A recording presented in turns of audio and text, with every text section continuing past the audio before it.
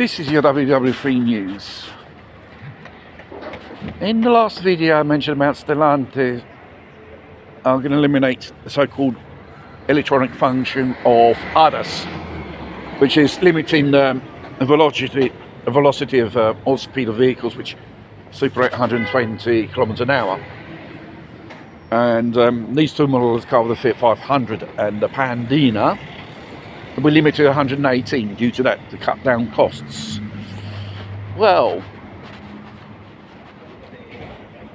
it's the European Union which imposes all these useless gadgets, which at the end of the day, the cost of the final purchase of the vehicle has probably doubled than it was some years ago.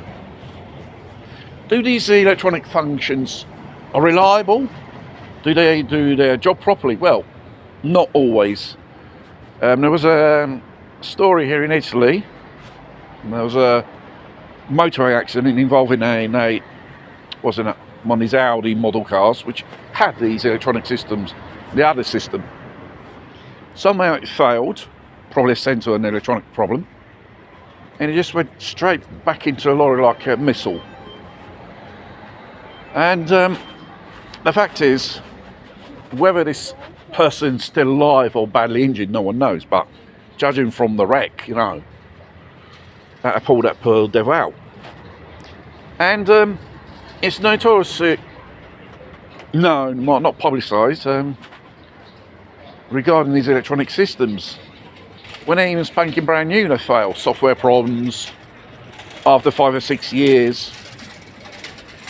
Due to the working environment they operate, the sensors just fail. And obviously,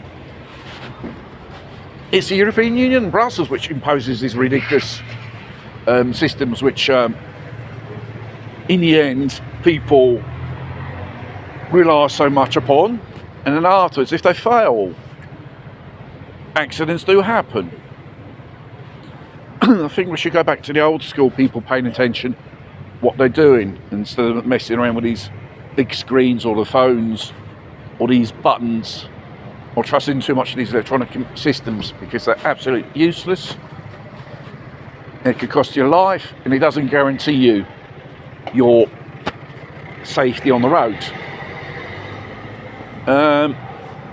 There's been a lot of minor road accidents on the increase, as I can observe around here where I am, locally speaking, Pontedera and Valdera. Spanking brand new cars, apparently people in the back of the rear of the other car. There's one case this morning regarding spanking brand new cars, and obviously we have these systems aboard as standard. And there is no law that says when you do the MOT for the vehicle, these systems get controlled. No.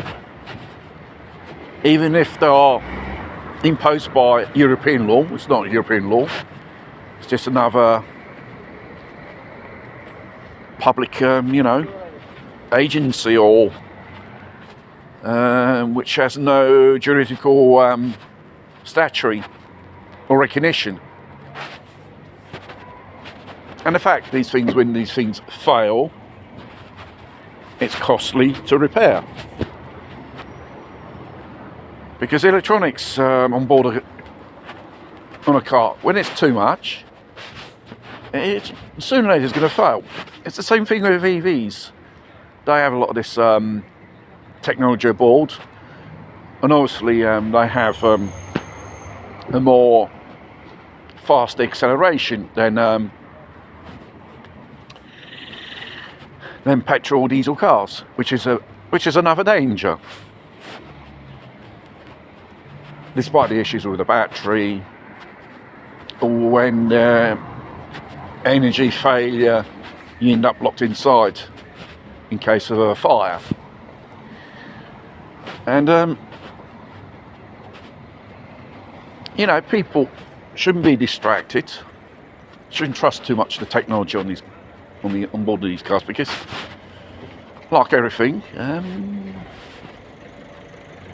they fail.